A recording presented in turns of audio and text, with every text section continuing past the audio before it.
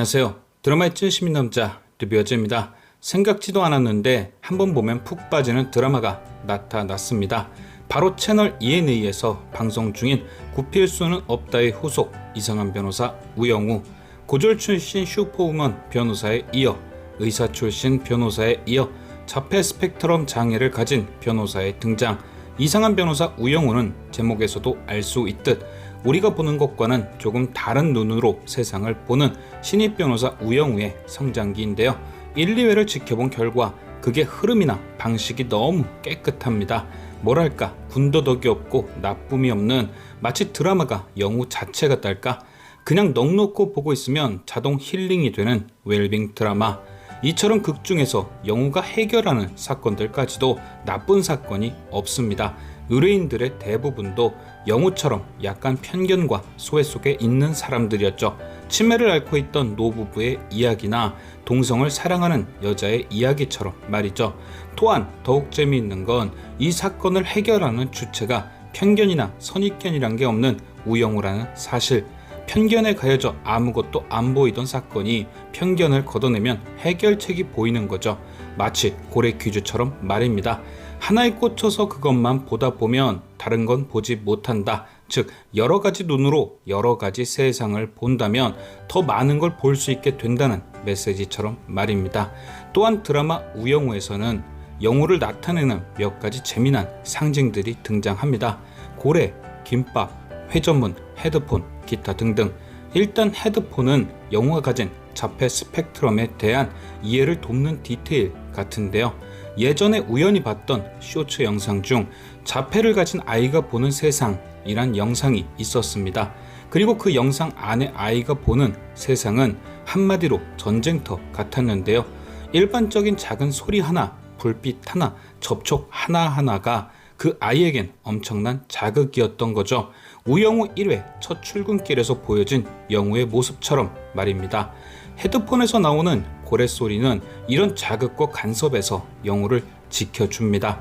내가 좋아하는 고래 소리가 방패가 돼주는 것이죠. 영우가 김밥을 좋아하는 이유도 이와 같은 건데요. 평소에 알지 못했던 식감이란 자극을 피할 수 있는 가장 완벽한 음식, 김밥. 속이 뻔히 보이기에 어떤 느낌의 식감과 맛들이 있을지 미리 알 수 있는 거죠. 또한 중의적 표현으로 해석해보면 김밥은 영우가 바라는 세상일 수도 있습니다. 여러 가지 어울리지 않는 재료들이 하나로 모여 맛있는 김밥이 되듯이 다양한 사람들이 서로 어울려야 행복하게 살아갈 수 있는 사회가 될 수 있다는 의미. 하지만 아직 세상은 그런 사회에 익숙하지 않고 그래서 영우는 배려를 기다리기보단 도전을 선택합니다. 직접 부딪혀 그 사회로 들어가는 것이죠. 그리고 드라마는 회전문을 통해 그런 영우의 노력을 보여줍니다. 1회에서 영우는 회전문을 보고 이렇게 얘기를 하는데요. 회전문은 내부와 외부를 완벽히 차단한다. 즉 경계를 표현한 것이 아닐까 예상되죠. 영우의 세계와 현실의 경계. 영우는 그런 경계를 넘어서기 위해 끊임없이 노력합니다. 로스쿨 동기인 최수연이 회전문 말고 일반문으로 가면 된다고 얘기하지만 영우는 어렵더라도 한 걸음씩 나아가는 거죠. 그리고 그런 노력에 준호는 영우에게 한 가지 팁을 줍니다. 왈츠를 생각하며 나아가라고 말이죠.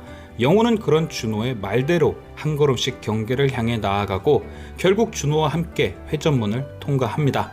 마치 두 사람이 손을 붙잡고 왈츠를 추듯이요.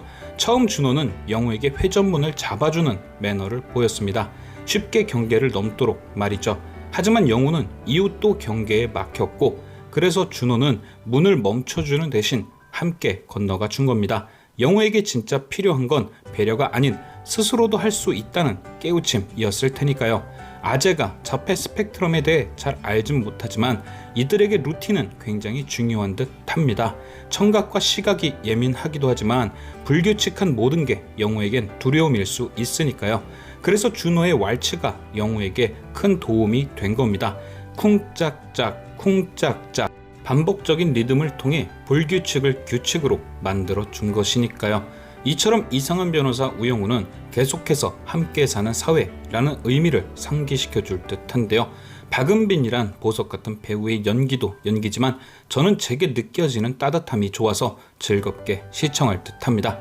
마지막으로 짧은 뇌피셜을 던져보자면 영우의 엄마는 태수미일 것 같은데요. 이유는 그녀의 인터뷰 중 아들에 대한 마지막 멘트, 하루 종일 집에서 컴퓨터만 해요 라는 대사가 저에게는 왠지 그녀의 아들도 자폐 스펙트럼을 갖고 있지 않나 라는 생각이 들었거든요. 영우가 김밥이나 고래에 푹 빠져 있는 것처럼 태수미의 아들은 컴퓨터에 빠져 있는 것, 자폐 스펙트럼의 경우 유전적 요인이 강한 걸 감안하면 영우도 태수미의 딸일 가능성이 있지 않을까 하는 예상을 해봅니다. 지금까지 시청해주신 여러분께 감사드리며 리뷰어제는 또 다른 리뷰로 돌아오겠습니다.